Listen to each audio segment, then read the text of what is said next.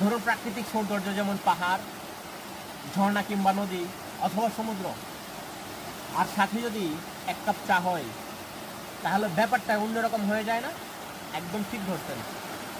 আমি ঠিক সেই ফিলিংসটার মধ্যে এখন আছি। এই যে আমার হাতে চা, আমার পিছনে আছে ঝর্ণা, আর আমার দুই পাশে পাহাড়। আমি ঠিক যে জায়গাটায় বসে আছি গিরিপথ পাথরের মধ্যে, আর আমার ডান হাতে হচ্ছে চা। আমি এখন চা খাবো। আপনাদেরকেও এই ফিলিংসটা নেওয়ার জন্য আহ্বান রইল আপনাদের প্রতি। আপনারাও ঝর্ণায় এসে এক কাপ চা খায়েন। তখন দোকানে বসে গরম হাওয়ার মধ্যে গরম পরিবেশে বৈশা চা খাওয়ার থেকে এই শীতল ঝর্ণার পানির খেয়ে দেখতে আইসা ঝিরিপথে বৈশা দুই পাশে সবুজ পাহাড় নিয়ে এক কাপ চা খাওয়ার মজা আলাদা।